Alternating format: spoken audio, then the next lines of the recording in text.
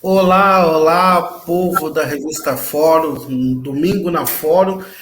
Estamos aqui hoje fazendo esse papo aqui gravado, porque domingo que você está vendo esse papo, estou no sétimo blog Prog, em Maricá, discutindo mídia e comunicação com jornalistas do Brasil inteiro, ajudando e contribuindo para que a gente possa ter uma regulamentação de mídia que possa fazer com que a gente não fale só ficar vendo esse monopólio de mídias corporativas e possamos, num futuro governo do Lula, também ter uma comunicação alternativa forte.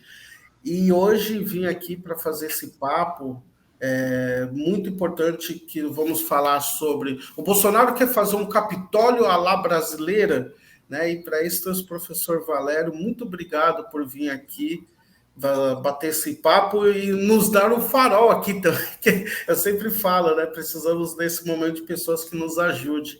Valério nos dá um farol. Obrigado por ter vindo.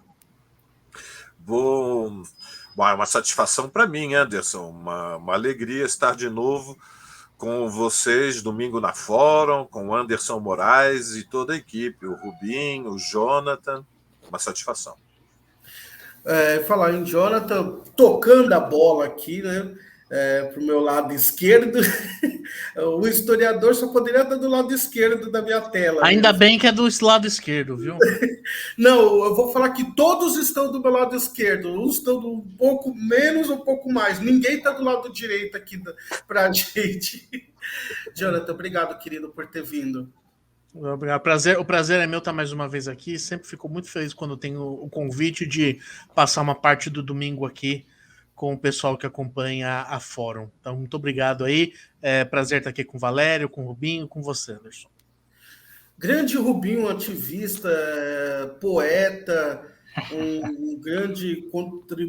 grande contribuição jovem, né? Porque a gente sempre fala dos grandes professores e a gente fala sobre ancestralidade no movimento negro, sobre os mais velhos, mas tem os que vêm também, que pegam esse farol e continuam a trilhar caminhos, e você é o novo que a gente precisa, Rubinho. Obrigado por ter vindo.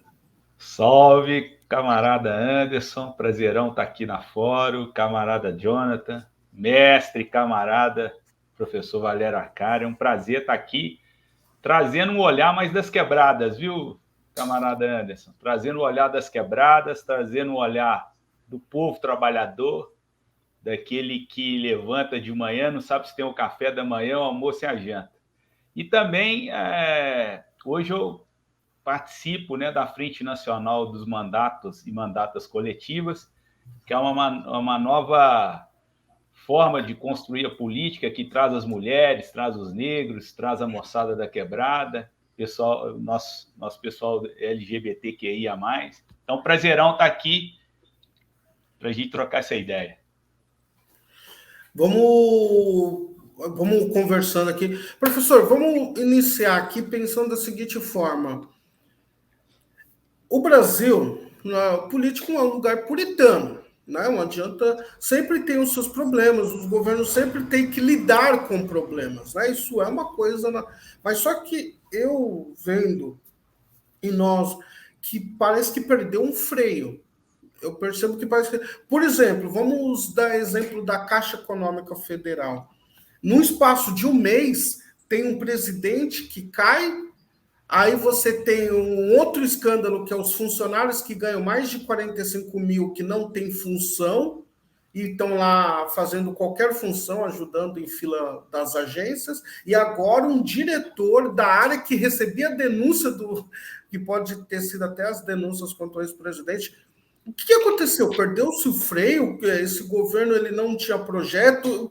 Queremos tentar mapear por que chegamos nesse nível. Como que faz uma análise? Ou melhor, como que o Jonathan, professor de história, daqui 50 anos, vai explicar para os alunos o que está acontecendo agora? Acho que esse é o grande desafio. Olha, os historiadores do futuro estão lascados, viu? Eu acho o seguinte, Anderson, nós vivemos os últimos 3 anos e meio é uma tragédia política, histórica, ou seja, a eleição do Bolsonaro ela elevou ao poder toda a extrema-direita, mas, em particular, a ala neofascista é uma ala que tem relações com o que nós podemos chamar as frações lumpens, pelas relações obscuras com setores que são milicianos, gente muito desqualificada e diretamente alguns setores apodrecidos da sociedade. E o governo Bolsonaro ele permitiu acesso, através dos cargos de confiança, e Planalto controla nas estatais, a um material humano que é dramaticamente corrompido. Veja, sempre quando nós analisamos o Brasil, a dominação de classe no Brasil, ela tem algumas peculiaridades. Eu vou destacar 3 para sublinhar a ideia principal. Bom, a primeira peculiaridade é que o Brasil é a maior economia da periferia do capitalismo. Quer dizer, nós falamos da periferia, mas na periferia há muitos estatutos intermediários. A economia brasileira, ou seja, o poder econômico e político da classe dominante brasileira, os capitalistas brasileiros, são o grupo de classe mais poderoso no hemisfério sul do planeta. Isso se traduz pela dimensão do PIB, isso se traduz pelo acesso ao consumo de bens duráveis, portanto, pela dimensão do mercado interno, e isso se expressa também pelo gigantismo da economia brasileira, o peso da indústria, o peso do agronegócio. Então, nós temos uma... Eu apresento estes elementos para sublinhar, repito, uma ideia principal. A classe dominante brasileira, para tentar fazer um reposicionamento do Brasil no mercado mundial, ou seja, garantir o investimento estrangeiro para voltar a ter uma dinâmica de crescimento superior a 3% ao ano, era consciente que um choque econômico, social, que passa pelo ajuste fiscal, pela redução do peso da dívida em proporção ao PIB, mas fundamentalmente passa, Jonathan, Anderson, Rubinho, fundamentalmente passa pela nivelação dos custos produtivos do capitalismo brasileiro com o padrão asiático, com o padrão que se impôs nas Filipinas, na Indonésia, no Bangladesh, na Tailândia, na Malásia, no Vietnã e na China. São custos produtivos mais baixos do que o Brasil. E, portanto, para haver essa nivelação, o que está ocorrendo ao longo dos últimos 15 anos é que o piso da Ásia, o piso do salário médio está subindo e o piso do salário médio do Brasil está caindo. Em algum momento vão se encontrar. O que a burguesia brasileira queria com o golpe, com o deslocamento, através do impeachment do governo Dilma Rousseff, era acelerar estas transformações econômicas e sociais. Por isso foi feita a reforma trabalhista, por isso a lei do teto dos gastos, por isso a lei de terceirizações, por isso a reforma da Previdência, ou seja, por isso todos os ajustes econômicos e sociais que passaram por privatizações, passaram por isenções fiscais, para estimular a aceleração desse movimento de rotação do capital para a economia voltar a crescer e, através do crescimento, conter a pressão social, conter a ebulição da panela de pressão social que é o Brasil, porque o elemento estrutural da sociedade brasileira é a desigualdade social, é a superexploração do trabalho. Posso emendar uma ideia nisso que você está falando? O mundo do trabalho mudou. Da década de 80, 90, o projeto neoliberal chegou no Brasil na década de 90. Hoje, em loco, a gente percebe que, digamos assim, organizar na base hoje está muito difícil. Aí você coloca aí um elemento muito, muito interessante, que é essa eclosão dessa panela de pressão. Como é que você enxerga hoje o tipo, como é que a gente vai organizar, digamos assim, os trabalhadores, as trabalhadoras com com esse novo modelo do trabalho? Por exemplo, hoje a uberização tomou conta, não fica só nas motocas, nos carros. A maioria das pessoas hoje vive de bico. Então, você encontra com as pessoas aqui na rua, ela não sabe se ela vai ter um trabalho amanhã.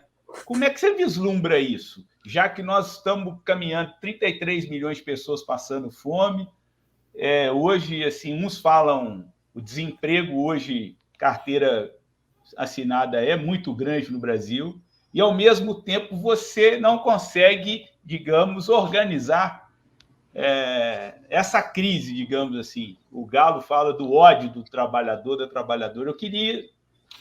Você desculpa ter te interromper, mas achei interessante colocar isso. Queria muito te escutar sobre como é que você vislumbra isso. Olha, Rubinho, veja, no Brasil, a classe trabalhadora sempre teve duas grandes componentes. É uma peculiaridade brasileira que é diferente da Argentina, do Chile e do Uruguai. Nós temos a classe trabalhadora com os direitos da CLT, portanto, são hoje alguma coisa em torno de 33, 34 milhões de trabalhadores que têm carteira assinada, mais os 13, 14 milhões de funcionários públicos. Ou seja, nós temos aproximadamente, sobre uma população economicamente ativa de 105 a 110, nós vamos ter números mais claros com os dados do censo, como sabem, nós tivemos o censo em 2020, então temos que nos apoiar nas pesquisas da chamada amostra por domicílio do IBGE, que é feita trimestralmente, e, portanto, com margens de erro um pouco maiores ou menores. Mas, grosso modo, 105 a 110 milhões, população economicamente ativa, classe trabalhadora com contrato ou no setor privado ou no setor público, 50 milhões. Mas nós temos mais 40 milhões de pessoas que vivem do trabalho. Nesses 40 milhões, nós sabemos que 10 milhões são assalariados, que têm patrão, mas não têm contrato. Depois nós temos uma componente imensa, 25 milhões, que é a turma que trabalha por conta própria, é a turma que está ao Deus dará. Como você disse, tem que ganhar no almoço para poder pagar no jantar. São 25 milhões. Veja, é uma componente, do ponto de vista demográfico, muito importante, muito concentrada nas 20 regiões metropolitanas que têm 1 milhão ou mais de habitantes. O país é muito urbanizado. E estes 25 milhões, na sua grande maioria, são a periferia das grandes cidades. É como você diz, é o povo da quebrada. É o setor mais oprimido dentro da classe trabalhadora, porque a classe trabalhadora é uma classe enorme, mas ela é heterogênea, ela tem diversidade interna. É diferente ter carteira assinada, não ter carteira assinada, ter a escolaridade maior ou menor, enfim, tem toda essa diversidade. É muito difícil organizar os que não têm contrato. Por que é muito difícil? Porque eles podem perder o trabalho a qualquer momento.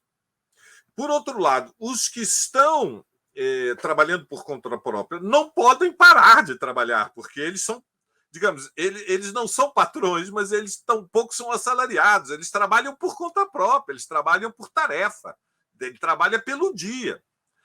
Então, esta diversidade faz com que seja, de fato, tenha se tornado cada vez mais difícil organizar parcelas da classe trabalhadora que foi muito precarizada. Mas, por outro lado, não é somente o que nós podemos simplificar reduzindo a situação objetiva que explica a dificuldade de organização.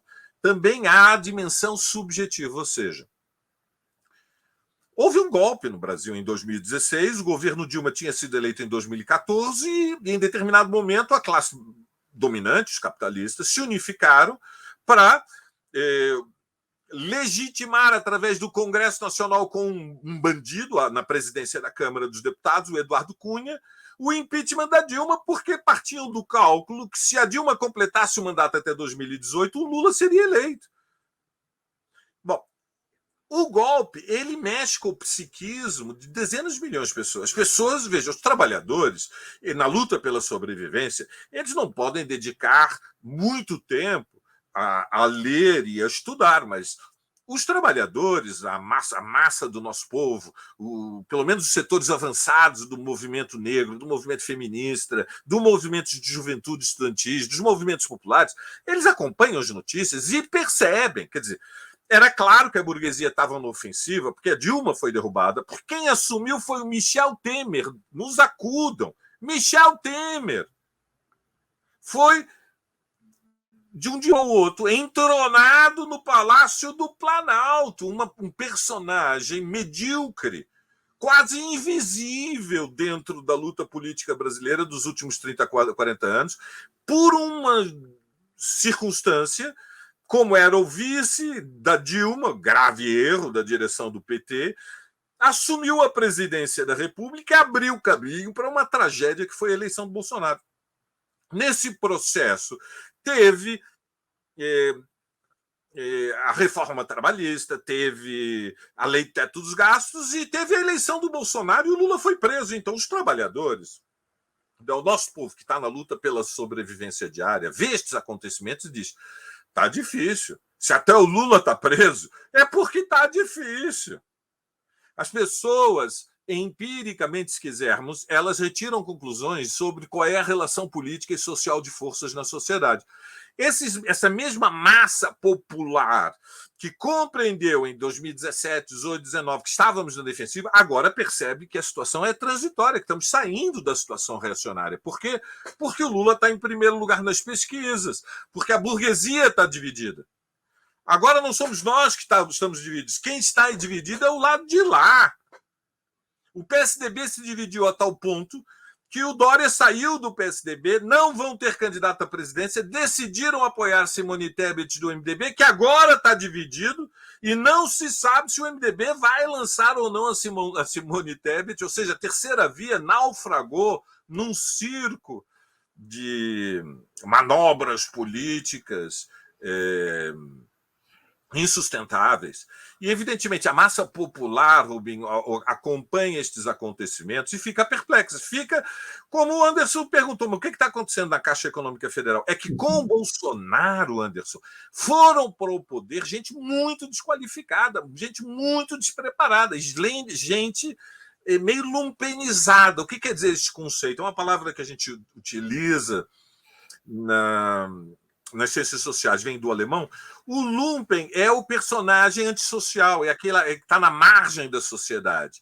É uma espécie, vamos chamar assim, de marginalidade, de bandidagem política e social. São alpinistas que assumiram cargos na gestão do Estado, Anderson.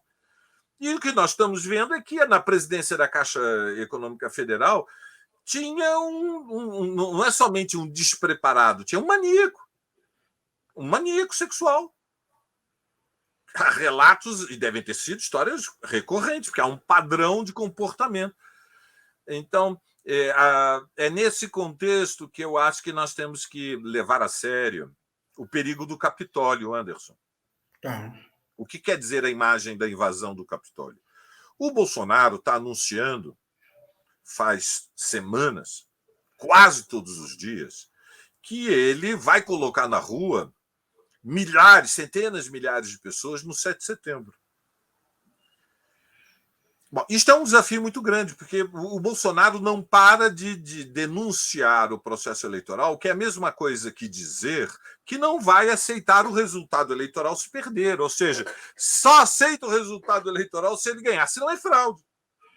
Esta ameaça, ela obedece, parece uma loucura, mas tem método e obedece a uma tática. O objetivo é forçar a barra para levar às ruas a sua base social mais extremada e assustar a militância de esquerda e intimidar todas as instituições do regime. Veja, as instituições do regime democrático-liberal, que é o regime que a burguesia brasileira escolheu para manter a sua dominação com o fim da ditadura.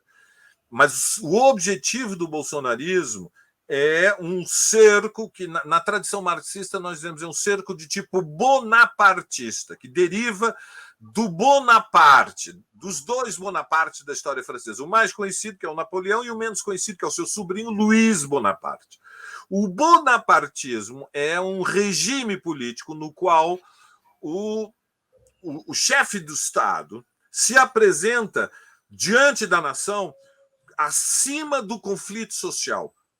Ele se apresenta como salvador da pátria. Portanto, o bonapartismo vem sempre embrulhado, vem sempre dissimulado de nacionalismo autêntico, de conexão com as pessoas do povo. Portanto, é uma forma de populismo de direita que tenta construir um regime político no qual o parlamento e a justiça, os tribunais, estão ajoelhados diante do poder da presidência e concentra máximo poderes, ou seja, é um regime autoritário que pode manter a realização de eleições, desde que tenha o controle do parlamento, portanto, desde que o Congresso Nacional seja de faz de conta, e pode manter na forma a autonomia, a independência dos tribunais, desde que os tribunais, como era na época da ditadura, sejam tribunais de faz de conta. E a estratégia do Bolsonaro é dizer, olha, aquele ajuste que vocês queriam que nós fizéssemos, lembram? Vocês queriam que o Brasil virasse Indonésia, virasse Filipinas, que o salário médio industrial fosse nivelado em dólares pelo padrão do custo asiático. Para fazer esse ajuste, vocês precisam de gente como eu, que não tem medo de sujar as mãos, de fazer as coisas feias. Portanto, é preciso um regime autoritário, senão no Brasil não se impõem as condições de trabalho das Filipinas e da Indonésia. E uma massa da burguesia, vou falar para vocês, Rubem, a massa da burguesia, quando a gente pensa 2,5 milhões de empresários, apoia o Bolsonaro. Apoia a ideia de um regime autoritário. O que nós estamos é numa conjuntura peculiar, que é que há uma divisão na classe dominante. Há uma fração mais concentrada do PIB que, por vários fatores, mas o mais importante foi o impacto da pandemia, se afastou de Bolsonaro, ficou com medo de Bolsonaro. Se deu conta. Ele pode ser útil para impor uma derrota histórica à classe trabalhadora, para nós termos 20 anos de tranquilidade, 20 anos no qual a classe operária não se mexe, se silencia o movimento negro, se isola o movimento feminista, se coloca ordem dentro das universidades e se intimida os estudantes. Ele pode ser útil para fazer isso, mas há um problema. É que Bolsonaro é incontrolável, é um desequilibrado. Na pandemia, eles se deram conta.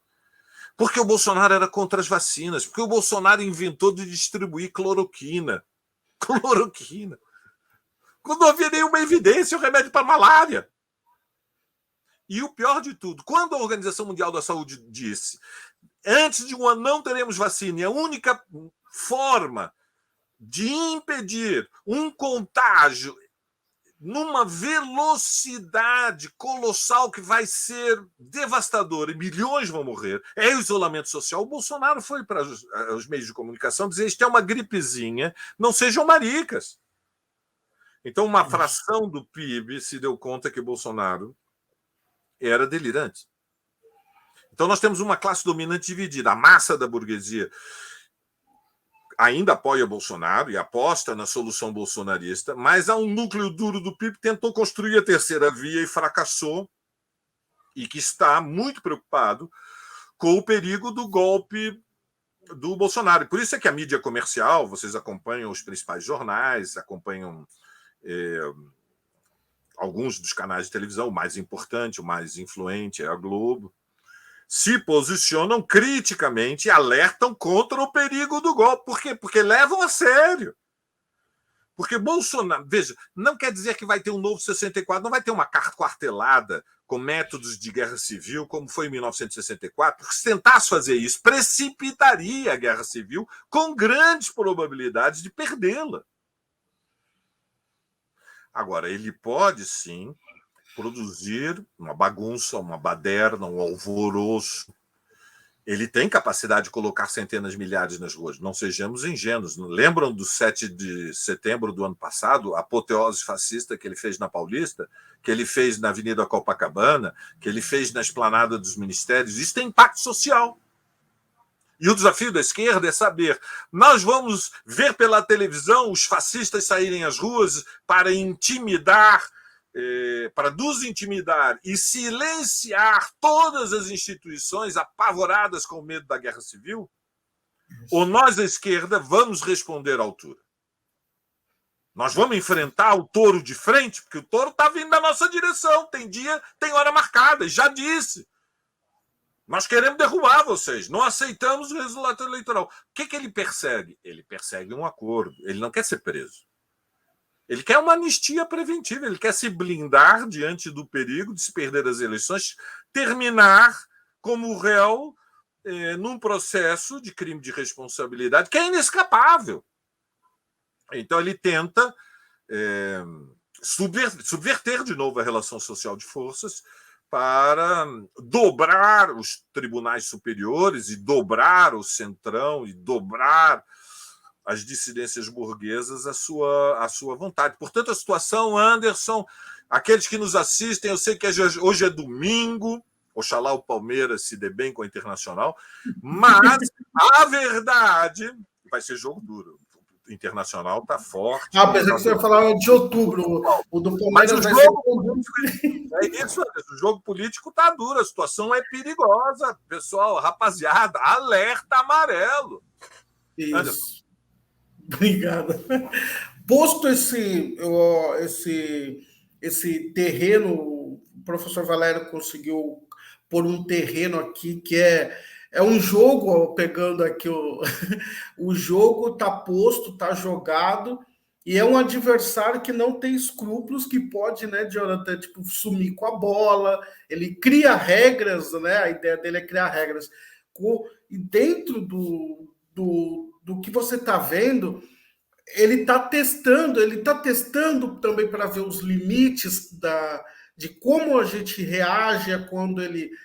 Porque ele cria soldados, né? É o Daniel Silveira, que quebra uma placa, e daí fala do Alexandre de Moraes, daí ele perdeu esse peão, Daniel Silveira, ele põe outro. Como que você está vendo essa ideia para a gente entrar depois nessa questão se assim com... Ele acredita, por exemplo, uma vitória do Lula, depois a gente vai entrar especificadamente disso, vocês acreditam que vai estar lá 100 mil pessoas lá comemorando a vitória do Lula e ele vai ter coragem de colocar lá 1.000, 2.000 pessoas dentro do espaço para ver o confronto. Mas antes de chegar nessa parte especificadamente, eu queria a sua análise também, Jonathan, como você está vendo esse cenário até administrativo político aí do país no atual momento.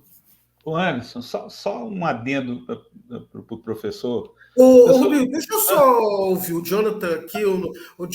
Por gentileza, para a gente ir trocando, porque a dinâmica do programa é ouvir todo mundo um pouquinho, porque senão o Jonathan fala desculpa, tá bom? Desculpa. Bom, existem algumas camadas bem, historicamente, a gente consegue pensar em alguns ciclos de como a nossa sociedade burguesa, as classes dominantes, elas criam párias na nossa política para elas mesmas depois apresentarem as soluções para esses párias, né?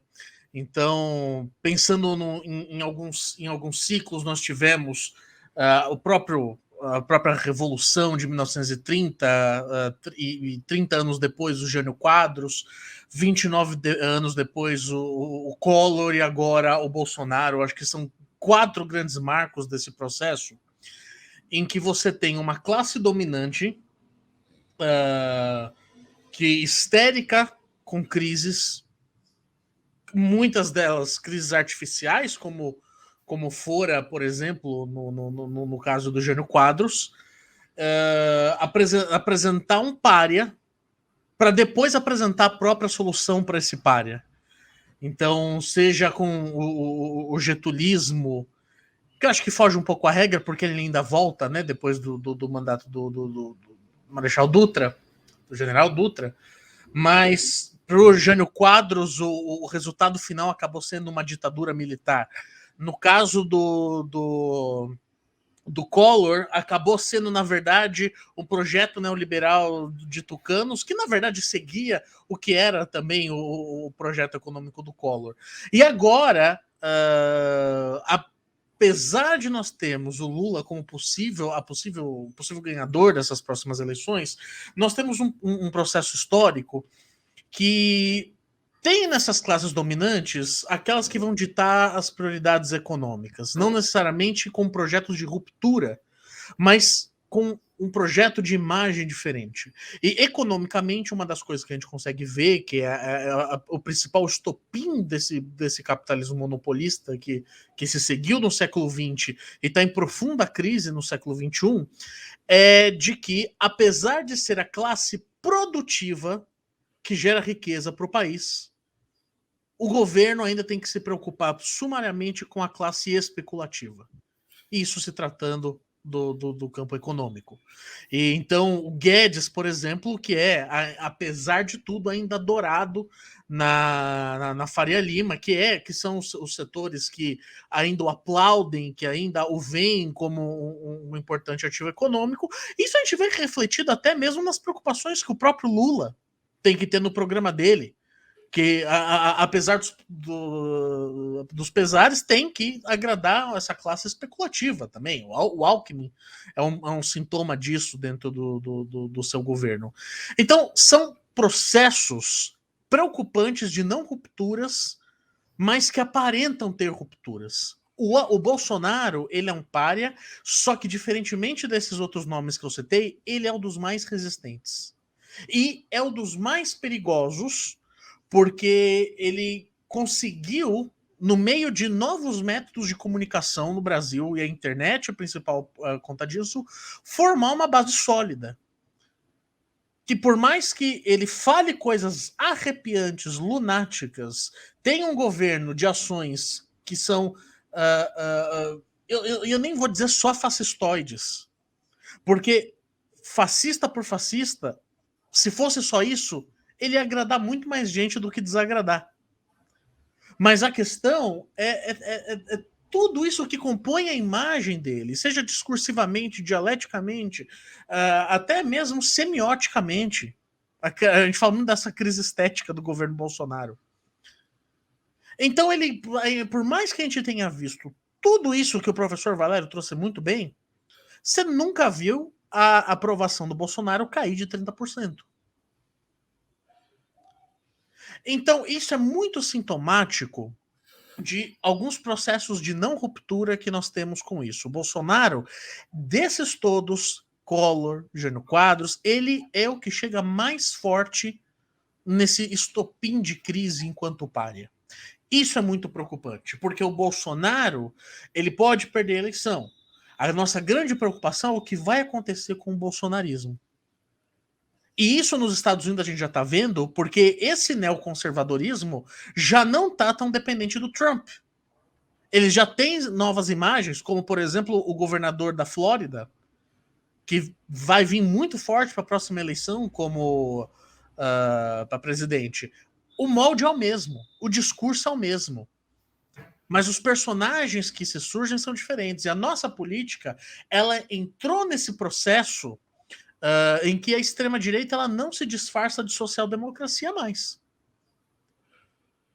Todo aquele bolsonarismo enrustido nos tucanos, eles encontraram a voz deles. E eles sempre existiram. Isso é importante dizer. Encontraram ali um projeto de voz no Collor e depois ficaram enrustidos em partidos da centro-direita, que talvez não tinham um projeto de ser centro-direita, como o PSDB, mas se tornaram. E hoje eles têm uma voz. A questão é o que acontece com essa voz pós-eleição, com essas vozes pós-eleição? Eles não vão mais precisar se encrustar em ninguém. Entendemos? Então, esse é um processo histórico dos nossos últimos 30 anos que a gente está vendo culminar em figuras como o Bolsonaro. E eu falo isso no plural porque eu tenho essa impressão de que o Bolsonaro ele é o pai da criança, mas vão surgir outros. E talvez não, nem estou falando dos filhos, mas figuras com o discurso próximo. E aí é a nossa grande participação, e principalmente aí trazendo as questões que o professor Valério trouxe sobre as questões econômicas para a classe trabalhadora. E como eu falei, por mais que o setor produtivo seja o que sustenta os pilares da nossa economia, quem está ditando as regras é o setor especulativo já há um tempo. Sobre as possibilidades, a gente precisa entender que existem algumas diferenças das eleições de 2020 nos Estados Unidos para as nossas de 2022. Então, eu acho que uma coisa a avaliar. Não foi a primeira vez que um presidente norte-americano não foi reeleito.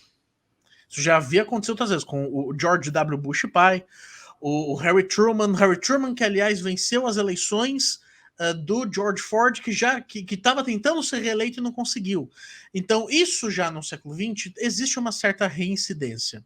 No Brasil, todos os presidentes que tentaram reeleição, eles foram reeleitos. O que isso quer dizer, em prática? Com a máquina na mão, a reeleição ela é algo muito mais cômoda, muito mais fácil. 2014, mesmo com tudo que tinha acontecido desde as manifestações de 2013, a crise que o Brasil estava mergulhando, a Dilma conseguiu se reeleger. Então, para um presidente não ser reeleito, você precisa de um índice de rejeição muito alto. Muito alto. O que deixa isso muito mais perigoso para o Brasil de lidar com esse ineditismo.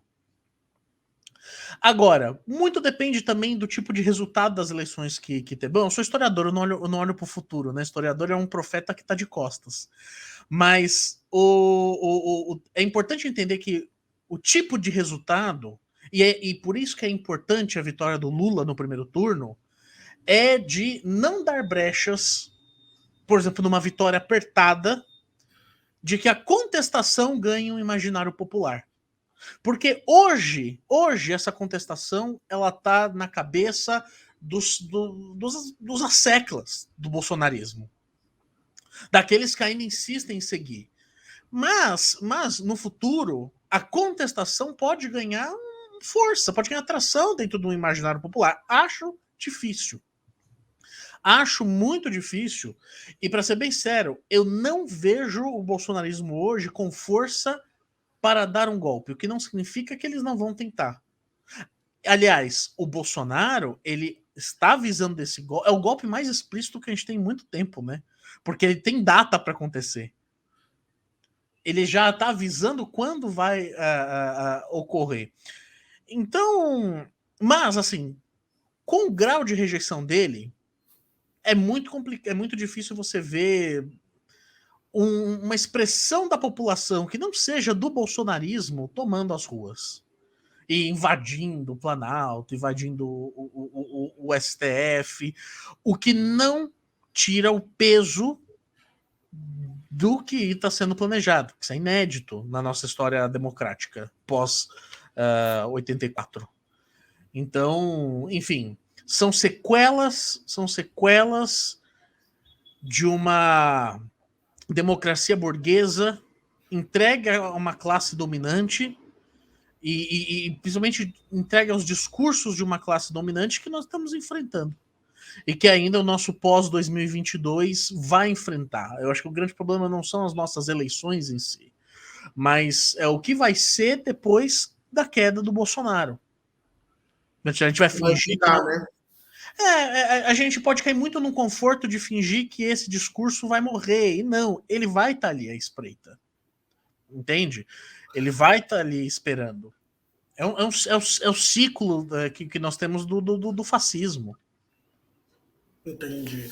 O Rubinho, dentro do que o professor ele trouxe, mapeou uma situação política e econômica do país. O Jonathan trouxe, até conectando aos Estados Unidos, que existe uma vontade, mas pensando do aspecto da população, do povão mesmo. O Bolsonaro ele fez o tal pacote que ele chama das bondades, que eu sempre falo que nós, pelo menos o professor, não sei se como o Sr. Peço ou o Jonathan, eu acho que a gente não deve nem citar isso, porque não pode nem citar uma nomenclatura, porque esse valor era o dinheiro que tinha que ser dado no período da pandemia, no auge. Então ele segurou esse dinheiro por todos os motivos para entregar esse dinheiro agora. Ele criou um problema para tentar ser o solucionador dele. Como que você está vendo, Bill? Você acredita que esses valores, esses pacotes, o que ele vai tentar fazer nesse pequeno período pode ter impacto vai só se manter esses 30%? Ou você acha que é perigoso? Isso pode fazer o povão se mexe, fala assim, não, esse cara está sendo bondoso, tudo que falam dele é só... Como que você está vendo isso? E já falando assim, tipo, também, uma pergunta que eu queria te fazer, você acha que está na temperatura certa o combate, o tensionamento, ou você acha que daria para o povo estar muito mais ativo, para além dessa nossa bolha social, de movimento social, de jornalistas, dessas pessoas, você acha que daria para estar mais movimentado? Como que você vê essas duas situações? Dos pacotes financeiros que ele está injetando na população, e se a população está muito anestesiada, está na temperatura certa, como que você vê? É para mim ou para o professor? Para você. Para mim mesmo? Você falou que é o homem do povo, quero que você fale o nome do povo. Como que você está... Eu tenho um olhar no Brasil... E aí, graças ao movimento negro, assim, o Brasil é um país racista, 400 anos de escravidão, um processo de abolição que não incluiu a população escravizada hora nenhuma nesse país, muito pelo contrário, aqui discutia a teoria do branqueamento. Eu vou dar um salto aqui na história, eu dizia muito para o Galo, e o Galo também, a gente dizia o seguinte, né? A população mais pobre e negra já vivia esse pandemônio tem muito tempo. Ele se agravou-se com a pandemia porque outros setores da população brasileira entraram em crise. Mas, por exemplo, na pandemia, quando a gente foi para a rua, e muita gente nos criticou que a gente foi para a rua, a gente dizia que a gente nunca saiu da rua, Anderson. Quem é a menina do caixa da padaria? Quem é o motorista de ônibus? Quem é a diarista? Então, assim, para nós... E é bom lembrar o seguinte, desde 1930, o professor Valério nos trouxe aqui, que o Brasil, do país, da periferia do capitalismo, ele sempre foi um país rico, mas um país super desigual. O Brasil, desde 1930, ele configura entre as 10 maiores economias do mundo. Mas por que tem essa desigualdade? É porque talvez a gente não tenha levado, digamos assim, quem interpretou o Brasil não tenha levado em conta o racismo que aqui é colocado e que o racismo aqui no Brasil é estrutural, né? Então, eu acho, hoje, pegando um pouco do Jonathan aí, eu acho que o Bolsonaro ele não está com essa ressonância toda na população mais pobre, nas quebradas, ele não está. Você tem ainda uma ressonância no segmento dos evangélicos, mesmo assim está muito parelho, e eu vou dizer por quê. As pessoas entenderam que a qualidade de vida delas caíram, o desemprego aumentou muito, as pessoas, quando aconteceu a pandemia, Jonathan, a CUFA fez um belíssimo trabalho, mas nós, das quebradas, a gente fez pequenas redes solidárias para salvar vidas, cara. E se não fosse o SUS, o caos do Brasil seria bem pior. Então, eu vejo, Anderson, hoje, que esse pacote do Bolsonaro pouco vai surtir efeito. Eu acho que também... Até porque o valor também, quem vê, parece que é 100 mil reais por família. Não, E as pessoas, assim, que você anda claramente, você conversa com as pessoas, você vai no posto de saúde, você conversa na associação. Hoje as pessoas, assim... E uma coisa que o Brau falava, muito importante, a gente falava, essas mesmas pessoas que votaram no Bolsonaro, votaram em 2002 no governo Lula. eu acho que houve um distanciamento, uma burocratização muito grande também das esquerdas para as bases. Nós distanciamos muito das bases. Mas hoje eu vejo um quadro assim: o Bolsonaro perde forças na população mais pobre, muito pela qualidade de vida. As pessoas, assim, é só você conversar com as pessoas, assim, a pessoa que pagava um aluguel de um barraco, vamos supor, de R$ 400, hoje já está morando na rua. Ela está morando na rua, vivendo de doações. Então, eu acho, Anderson, que, pelo menos no meu olhar, né, digamos assim, empírico, dos corre aqui do dia a dia, de trocar ideia com a população, de estar... A gente tem um trabalho aqui que a gente vai nos viadutos, né? A gente brinca não, é uma questão muito séria. A gente fala que os viadutos hoje são as novas senzalas, cara. É impressionante como os viadutos... Ô, Rubio, como que tá aí em Minas? Porque aqui em São Paulo deu uma institucionalizada a ponto de ter barraca. Você vê barraca. Antes a pessoa só ficava lá com a sua... É como se falasse assim, agora é a moradia fixa dela debaixo do viaduto. Então aqui tem barraca. Eu não sei se tá aí assim. Aqui também. É A triste. pessoa põe vasinho na porta da barraca, já tá criando... Tipo, é como se a pessoa pusesse no imaginário dela, professor, eu vou ficar aqui. Eu não vou mais sair daqui. Então ela já criou o melhor ambiente possível para ela dormir ali, né? Eu queria ouvir de vocês agora uma questão também, o seguinte, Rubinho, o professor Jonathan, sobre essas questões de ataques diretos às instituições. Quem diria que o dia ia falar que agradeceu o Alexandre de Moraes por estar contribuindo para o mínimo de democracia dentro desse processo. Mas tem uma pergunta que eu tenho que fazer, para além do o papel do Exército. Eu queria ouvir de vocês um pouco sobre isso. O Exército vai poder ficar isento, fingindo que não está acontecendo nenhum, né? Por mais que tenha lideranças do Exército no governo, ele, como instituição de defesa da nação, ele vai poder ficar nessa, fingindo que não está vendo, que o Bolsonaro está injetando, como todo mundo está percebendo, esse ódio que chegou ao ponto de um petista ser assassinado pelo simples fato de ser petista e fazer uma festa com os motivos petistas. Professor Jonathan Rubinho. Certo. Olha, Anderson, as Forças Armadas foram sempre um ambiente onde as ideias da extrema-direita foram muito poderosas e Bolsonaro tem muita influência. Isso significa que a corrente neofascista tem uma audiência inequívoca no alto comando das Forças Armadas. Recordemos que ele mudou o ministro da Defesa, substituiu todos os comandantes das três armas e preservou influência.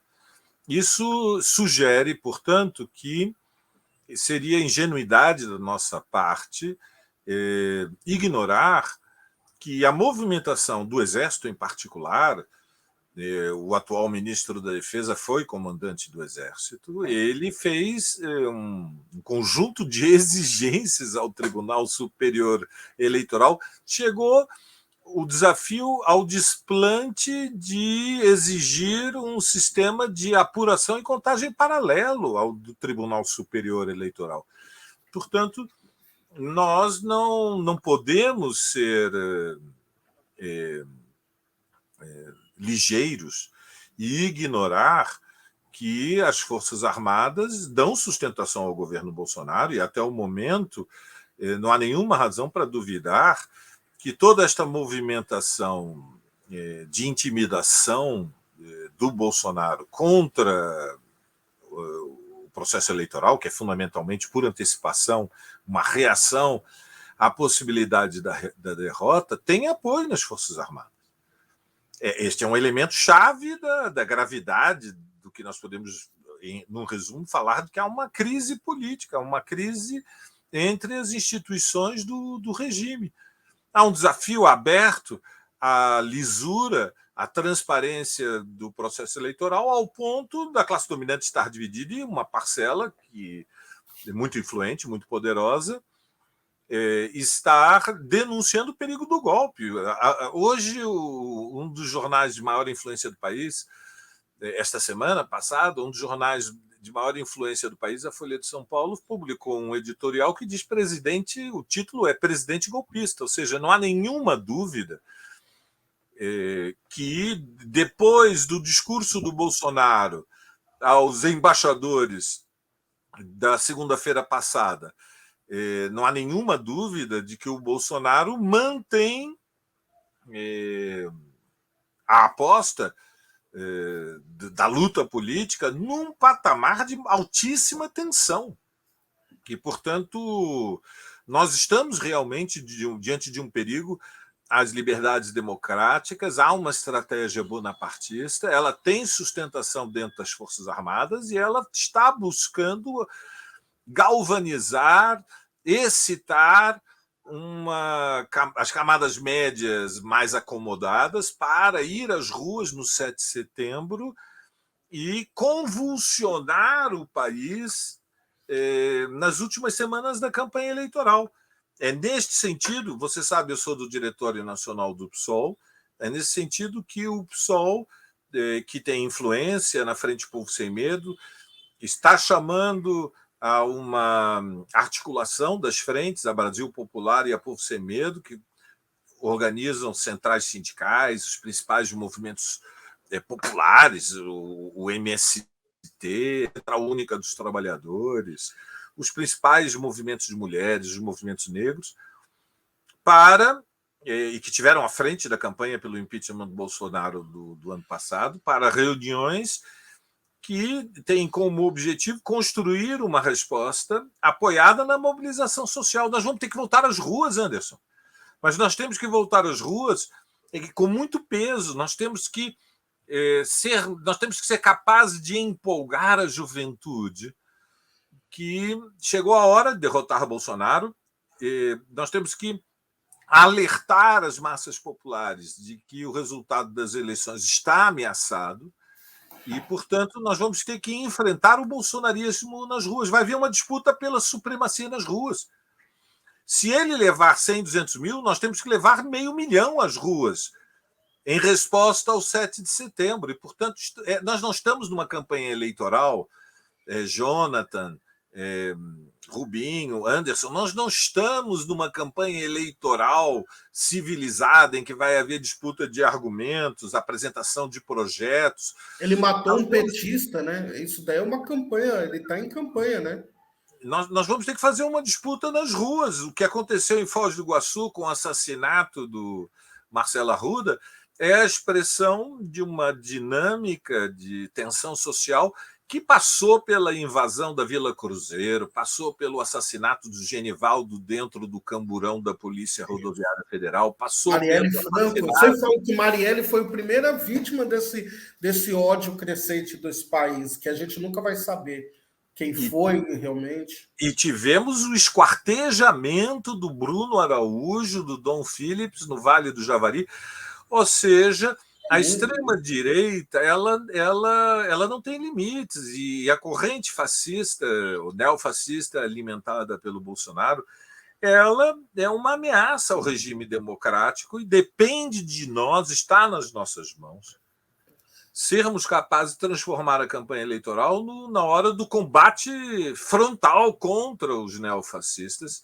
Está ao nosso alcance derrotá-lo, mas nós temos que confiar que é possível, que a vitória está ao alcance, que nós não vamos nos deixar assustar e intimidar, e, portanto, que mesmo com a bomba no comício da Cinelândia, com a urina, mesmo com o drone do veneno, do agrotóxico em Uberlândia, mesmo com todas as ameaças, nós vamos com coragem, organizados, com disciplina, construindo a nossa autodefesa. Nós vamos para as ruas e vamos, digamos, vamos tentar apresentar para o país uma saída política.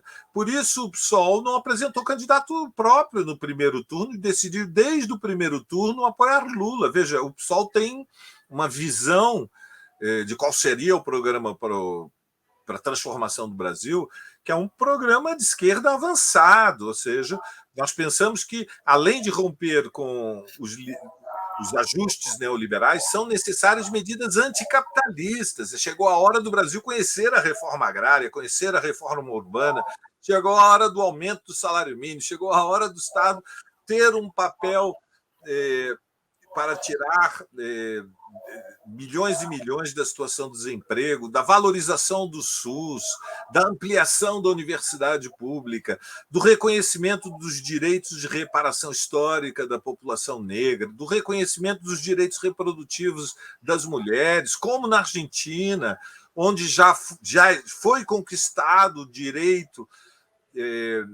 ao aborto livre e gratuito como um problema de saúde pública. Nós temos um programa que fala de criminalização das queimadas da Amazônia, de proteção das terras indígenas. Nós temos um programa de revisão da privatização das estatais. Ou seja, nós aceitamos um acordo num denominador comum que é mais recuado e apoiando o Lula no primeiro turno, que há uma tarefa que é incontornável, que é prioritária. Essa tarefa é derrubar o Bolsonaro, derrotar o Bolsonaro e derrotar também o bolsonarismo nas ruas. Esse é o desafio que está colocado para nós nestas semanas que nos separam do 7 de setembro. Se você me permite, eu acabei de publicar um livro, Anderson, que se chama Ninguém Disse que Seria Fácil.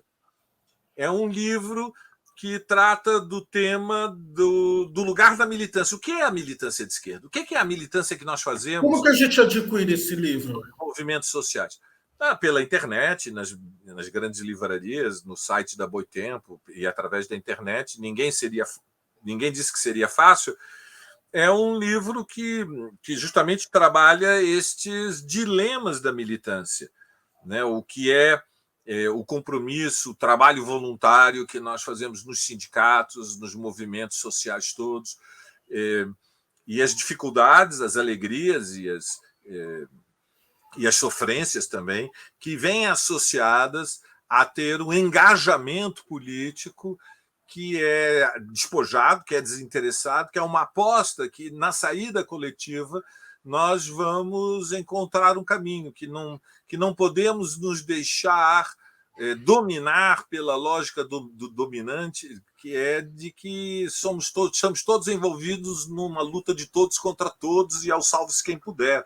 Ao contrário, nós temos que mostrar que a ação política, ela, nos seus diferentes níveis, pode ser numa associação de bairro, pode ser num coletivo negro, pode ser num movimento feminista, pode ser no movimento estudantil ou no sindical, no movimento indígena, em todos os terrenos, inclusive dos jornalistas da mídia alternativa, em todos os terrenos há um espaço de militância onde nós nos engajamos na esperança de que é possível uma vida melhor e que vale a pena, né? Ninguém disse que seria fácil. Minha filha brincava e dizia, mas pai, bota aí também, vírgula, mas puta merda.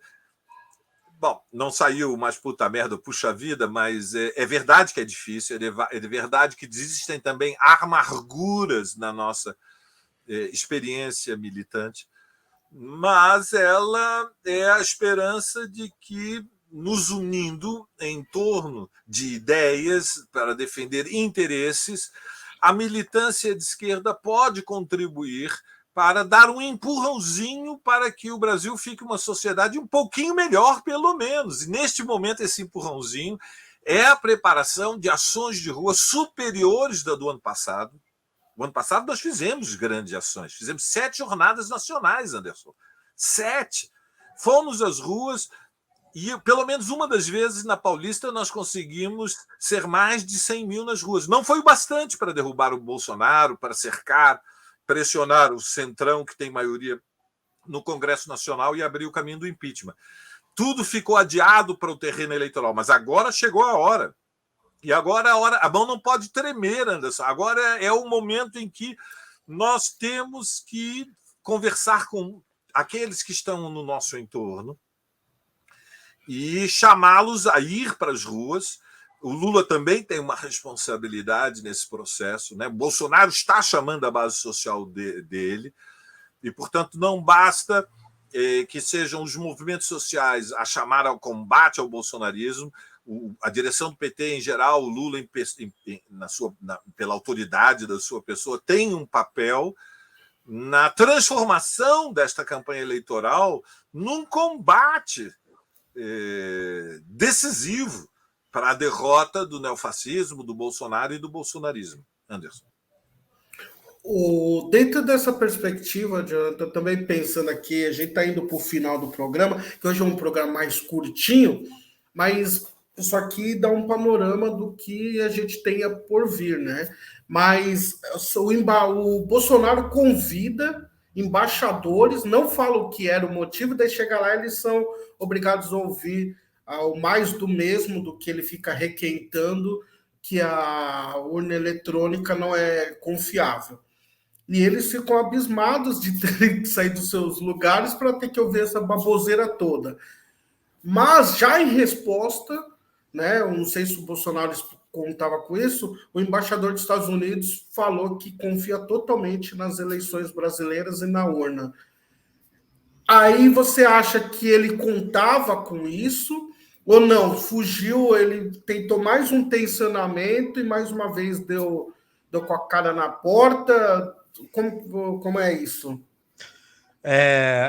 Só antes de responder a sua pergunta, eu recomendo para as pessoas que adquiram aí o livro do professor Valério Arcari. Eu li O Martelo da História, que é um livro que o professor escreveu há uns anos, que eu achava que inclusive tinha sido o último, mas eu não sabia que o senhor tinha lançado esse agora. E foi uma leitura das mais edificantes. Então fica a recomendação que as pessoas de fato leiam aí o trabalho do professor.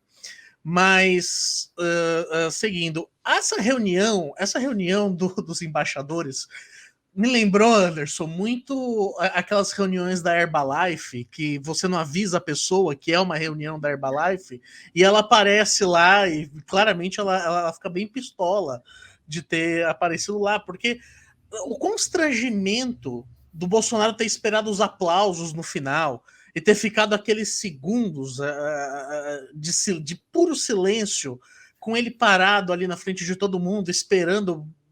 Bom, é isso mesmo? Ninguém vai aplaudir? Então, acho que mostra a total falta de credibilidade dessa narrativa que não pegou. Isso é uma coisa que enfraquece muito essa tentativa de golpe do Bolsonaro. A narrativa das urnas eletrônicas não serem confiáveis não pegou. E por simples motivo, aliás, há vários motivos, mas um que é um dos principais, ele não apresentou uma prova sequer até hoje. É meio terraplanista isso, né? Exatamente, ele não conseguiu apresentar uma prova que colocasse aquela pulga atrás da orelha no cidadão comum. Tanto é que essa questão da urna eletrônica não é algo hegemônico nem dentro do bolsonarismo. Você vê campos dessa direita e dessa extrema-direita que tentam defender o Bolsonaro por um outro viés, sem falar que a urna eletrônica é uma fraude. A gente tem órgãos internacionais que vêm em todas as eleições aqui e elogiam. Nós temos países que buscam copiar o nosso modelo de eleições. Então, assim, a grande questão é que essa reunião com os embaixadores, ela foi promovida pelos militares. Foi a ala militar que promoveu esse encontro e que convenceu o Bolsonaro de que seria uma boa ideia. Isso mostra um pouco que o Bolsonaro ele é muito refém da bolha dele. Que ele acredita que o cercadinho e que essa militância,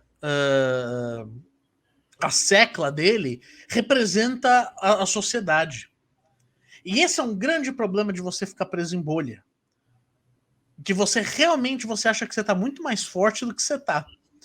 Então, assim, nesse sentido, essa reunião da Herbalife aí que o Bolsonaro promoveu, além do grande constrangimento, tinha coisa escrita errada no PowerPoint. Pô, você fala de PowerPoint aqui no Brasil, na nossa história política, já dá até calafrio, né? Mas o constrangimento daquilo, da situação, mostra que ele vai ter muita dificuldade de emplacar a narrativa da urna. Que não existe uma aderência nem dentro do próprio grupo dele. Quando eu falo grupo dele, não necessariamente os apoiadores, aspas, raiz do Bolsonaro, mas a direita que tenta dar sustentação para ele. O que prejudica muito a narrativa de golpe. Mas nos faz lembrar que nós estamos tratando de um momento que tentam nos silenciar. Nos silenciar, eu falo silenciar nós que ainda falamos de classes, nós que ainda somos desse grupo de esquerda, que está trabalhando com a ideia de classes. E o que aconteceu lá em Foz do Iguaçu é um exemplo disso. Porque daí o que eles começam a fazer? Eles começam a alavancar essa violência para fazer com que nós nos acuemos e tenhamos medo de nos manifestar, para ir dizer que, olha só, são minoria. Então, esse é o momento da gente fazer mais barulho. Porque isso pode ter certeza. Eles não vão nos calar. Eles não vão nos calar com esse terrorismo que está sendo feito. E aí vai o que o professor Valério disse. Nós precisamos ir às ruas. Precisamos voltar a disputar as ruas. Esse inferno começou quando nós perdemos as ruas. E já passou da hora de nós reconquistarmos. Mas é isso daí. Muito obrigado, viu, Anderson? Rubi, o professor Valério também disse aqui sobre... Ele trouxe até um esperançar nas palavras dele no final, que isso é importante também. O momento não é fácil, mas também a gente não pode se dar como derrotado, né? E ainda mais quem vem de quebrada, que é de movimento negro, social. Eu falo assim, se a gente conseguiu passar o período de escravizado, isso daqui a gente também vai passar, né? Mas uma coisa positiva que eu queria que você falasse, se você vê isso também, a esquerda, uma coisa que o Bolsonaro contribuiu, foi que a esquerda nunca esteve tão próxima, né? Por exemplo, a gente vê o Nelson Piquet, que foi racista com o Hamilton, teve um processo onde assinou o documento Educafro e Aliança Nacional LGBTQIA+. Você acha que percebe que a gente está conversando mais os movimentos sociais como há tempos não se fazia? Ô Anderson, eu vejo sim, mas eu também tenho outro olhar, assim, Lógico. Quando eu estou discutindo com os companheiros e companheiras da esquerda, eu acho que ainda a gente está muito longe do povo. Por quê? Assim, não é um olhar pessimista, não. Mas essas discussões, muitas vezes, que a gente faz nos movimentos, ou nos partidos, ou em grupos mais progressistas, mais organizados, quando eu estou aqui na quebrada, passa ao largo das pessoas. Eu sei que eu tenho o meu papel, né? É um papel também que eu tenho que cumprir, mas no cotidiano ainda, viu, professor? E eu quero muito adquirir esse livro seu para a gente socializar aqui com a molecada, com a gente aprender mais também na luta. Mas, Anderson, eu sou otimista, sabe? Eu acredito muito na capacidade do povo brasileiro. Um povo que passou pelo regime escravocrata, de 400 anos de escravidão, que toma enquadro da polícia direto, que... Outro dia eu estava num debate, Jonathan, Anderson e professor Valério, sobre o samba. E aí todos os grandes e as grandes do samba, eles têm uma característica comum na trajetória deles. Maioria da vida desempregado, maioria da vida deles com trabalho precário, tomando enquadro da polícia, uma vida assim, muito similar, né? Então, eu muitas vezes, quando a gente está acumulando, né? E aqui, para mim, hoje foi muito importante o Anderson e o professor Valério, para a gente levar isso aqui para a base, mas muitas vezes a minha angústia é a gente traduzir esse projeto que tem protagonismo do povo na esquerda para o povo real. E talvez, com essa questão do bolsonarismo, né, de ter acirrado, de fazer disputa ideológica todos os dias, da qualidade de vida do povo cair tanto. Quando você caiu, professor, eu dizia aqui o seguinte: na base aqui, o bolsonarismo tende tá cada vez mais ele está perdendo forças. Por quê? A pessoa viu concretamente que ela está passando fome, ela está desempregada, ela foi morar na rua, ela não tem condições mais de pagar o aluguel do seu barraco, de comprar o gás de cozinha, de ter a macarronada do domingo. Então, ela viu concretamente que esse projeto que a gente chama de neoliberal, para o povo real, ele viu que a vida dele realmente caiu exorbitantemente. Assim, você vê, você caiu, muitas vezes, assim, eu fiz um texto falando assim, os viadutos hoje são as novas senzalas, gente. É uma vergonha, um país rico, e você disse muito bem, professor, do capitalismo periférico, o Brasil é o país mais rico, mas tem uma concentração de renda tal, uma desigualdade tal, que o bolsonarismo, ele digamos assim, ele destampou isso. Agora, eu também digo uma coisa muitas vezes assim, dura para a gente da esquerda, para os companheiros e os companheiros entender. Muitas vezes isso que está acontecendo com o bolsonarismo, as pessoas mais pobres vivem isso, tem muitas décadas no Brasil. A violência policial, o genocídio da juventude negra, assim, quem está nas quebradas e trabalha com isso, por exemplo, é duro a gente falar isso, mas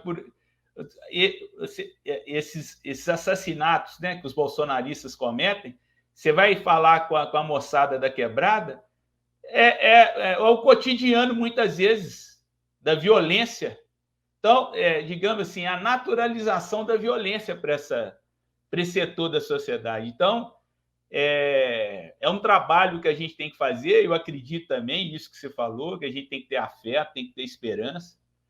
E eu quero muito esse livro seu aqui para a gente ver se a gente avança. Cadê o Anderson? O Anderson não tá. O Anderson voltou aí. Voltei, desculpa, caiu o sinal da internet. Tranquilo. Desculpa, gente.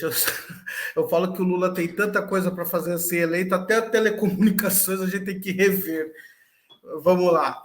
A gente está indo aqui para o final desse programa. Ele é um pouquinho mais curtinho, mas extremamente qualitativo. Deu para dar um panorama inicial ou intermediário de como é o desafio também pensando as eleições, né? Vamos voltar com esse tema, porque o professor Valério e o Jonathan e o Rubinho colocaram aqui que estamos num jogo de tabuleiro. Cada peça que o adversário movimenta, nós movimentamos as nossas peças também. Então, se ele tensiona de um lado, o professor Valério foi bem específico e claro aqui, não podemos ficar parados esperando acontecer, temos que movimentar. Concordo plenamente. Temos que ir às ruas e concordo com o Rubinho mais ainda. Tem que falar com o povo, porque no final das contas é o voto que vai virar isso aqui.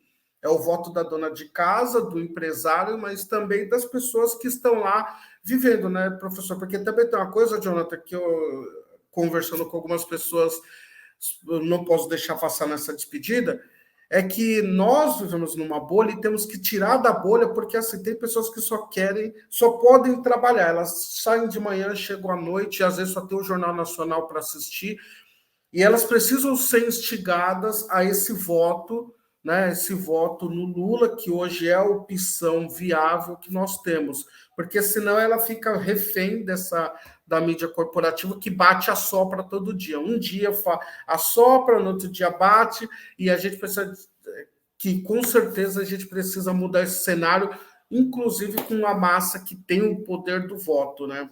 Eles têm que entender qual é o melhor projeto para a existência deles, né, Rubinho? Eu queria agradecer enormemente, Rubinho, pela sua participação aqui. Muito obrigado. Você é a nossa conexão direta da massa. É isso que a gente precisa. A gente tem que pegar esse discurso e levar para essa pessoa e, às vezes, precisa pôr esse discurso da forma que a pessoa consegue entender e é você que faz isso para a gente, que nos ajuda também. Obrigado, querido. Tá fechado o microfone. eu queria agradecer a você, camarada Antes, companheiro, amigo, ao professor Valério Arcari, ao Jonathan. Muito obrigado pela tarde, pelo domingo aqui, né? E dizer assim, eu tenho muita esperança, eu sou um sonhador, eu não sou um sonhador sozinho, a utopia, para mim, é o que me alimenta no dia a dia. A gente tem um pequeno trabalho aqui, fazendo os corre aqui nas quebradas, né? Então, a luta é no dia a dia. É no dia a dia, ali, conversando com a dona de casa, com o motorista, com a molecada no campo de futebol, no rock, no samba. Eu acho que é por aí que a gente vai fazer revolução socialista e popular no Brasil. Eu tenho esse sonho ainda. E muito obrigado aí. Valeu demais, tamo junto, salve, salve. Jonathan, tenho certeza que, apesar das dificuldades, no futuro os professores de história vão contar que houve um momento de ficção no país, mas que conseguimos avançar apesar dos pesares. Obrigado, Jonathan, por ter vindo mais uma vez aqui. A casa é de vocês sabem disso.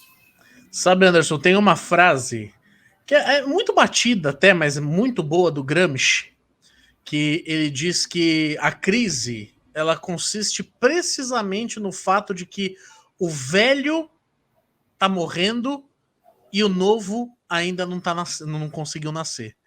Então é isso. As nossas crises, elas são exatamente isso. O nosso novo está nascendo e está tendo dificuldade para nascer. Então, que a gente consiga ver aí ainda um bom raiar nos nossos próximos meses e nos próximos anos. Muito obrigado pelo convite. Foi um prazer estar com todo mundo aqui. Professor, é sempre bom ouvi-lo. E o esperançar começa também quando a gente consegue levar esse livro e para que a gente leve para essa conexão, igual o Rubio falou, quero o livro para levar para o pessoal da quebrada, para a dona de casa ler. É isso, a gente tem muito para fazer, mas eu vou dizer sinceramente, a coisa que eu fico mais feliz é saber que existem quem pode reconstruir o país. O problema seria se a gente olhasse e falasse assim, meu Deus, e agora?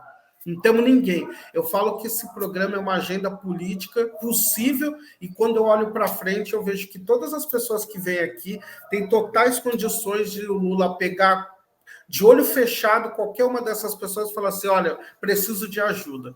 E não é diferente quando pensamos também na sua pessoa. Obrigado por ter vindo. Valeu, Anderson. Aquele abraço, Rubinho, Jonathan. Um bom domingo para todos que acompanharam a TV Fórum. Os dias não são iguais, Anderson.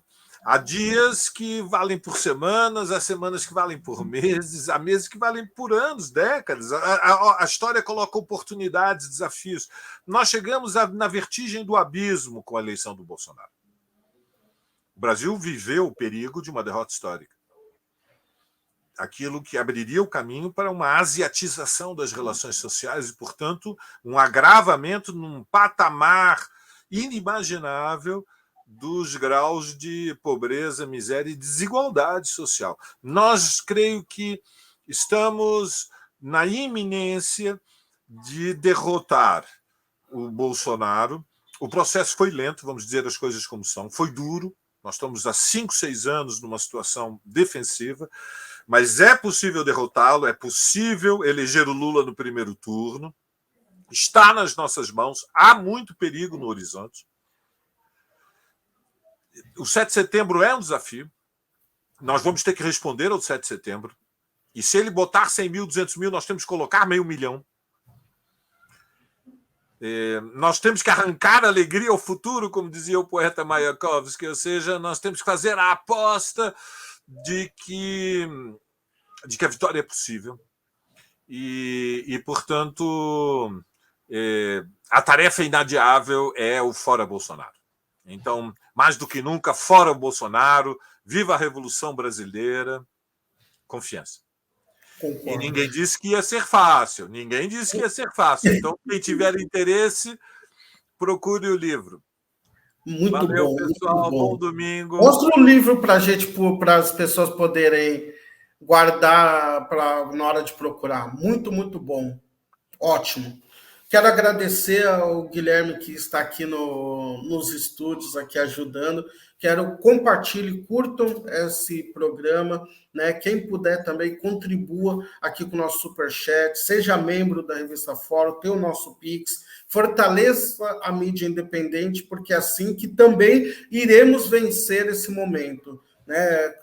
Levando esse papo para suas avós, para os tios, para os primos, para que a gente possa fortalecer a comunicação que é o contrário ao que vocês veem todo dia nessas TVs abertas, que vendem um pasteurizado para que você fique inerte dentro da sua casa, só aceitando, né? Então, a nossa ideia é essa, fortalecimento de mídia independente para que a gente possa independente e com compromisso de direitos humanos, que é mais importante. Pode ser independente alternativa, mas também está com um viés que prejudique a sua existência. Muito obrigado, bom domingo e boa semana até o próximo domingo. Até!